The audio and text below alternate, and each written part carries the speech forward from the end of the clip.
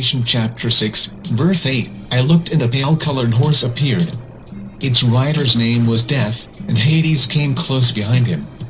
And authority was given to them over the fourth part of the earth, to kill with the sword or with famine or pestilence or by means of the wild beasts of the earth.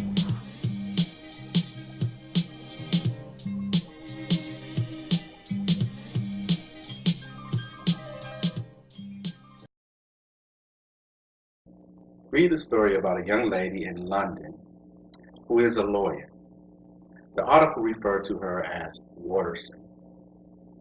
She contracted tuberculosis, a strain that turned out to be resistant to the traditional treatment of the disease, which caused her to undergo a very debilitating treatment administered to her in an isolated ward. She had contracted multi-drug resistant TB, or MDR-TB.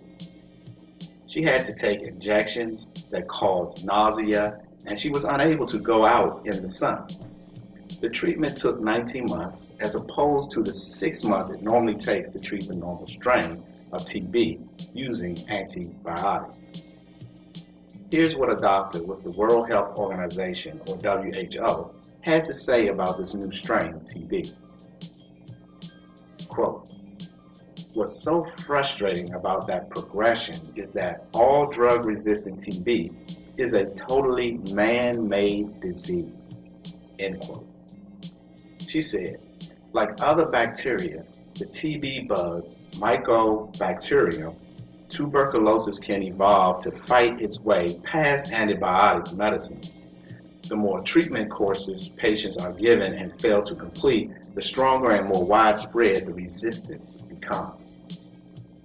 The doctors, the healthcare workers, the nurses, the entire healthcare systems have produced MDR-TB. It's not a bug that comes from nature. It's not a spontaneous mutation. It comes about because patients were treated badly, either with poor quality drugs or not enough drugs, or with insufficient observation, so the patient didn't finish the treatment course. The WHO is now concerned about a strain of TB they are calling XDR, which is an acronym for extensively drug resistant. One of the biggest difficulties in tracking TB is the ease and speed with which it spreads. When patients cough, sneeze, or spit, they propel thousands of germs carrying droplets into the air around them. With people traveling the world in confined spaces, a disease like TB can easily hitch a ride. A good example is extensively drug-resistant TB, which first hit world headlines during an outbreak in South Africa in 2006. Barely 4 years later, in 2010, the WHO said drug-resistant tuberculosis was at record levels worldwide, and a total of 58 countries have reported at least one case of XDR-TB. At the time Watterson contracted TB, she was living in the northwest borough of Brent, an area of London with a large immigrant community and pockets of poverty. Like millions of others in the British capital, she commuted on the Tube underground train system most days. Watterson had also traveled to India a couple of years earlier, and since TB can lie dormant for long periods, it's also possible she may have contracted it there. "You can't be isolated from the rest of the world," she said. "We've become too complacent about TB, thinking that it's gone away.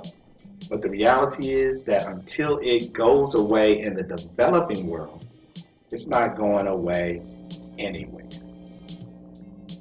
The reason I wanted to share this story is because this story reveals something interesting that could potentially happen with respect to the pestilence that will come upon the earth in the last days per Bible scripture. The pestilence could very well be diseases that are already here and are being successfully treated today. However, as this story reveals, just because a disease is treatable today does not necessarily mean that the medicine we use to treat them will work on them in the future.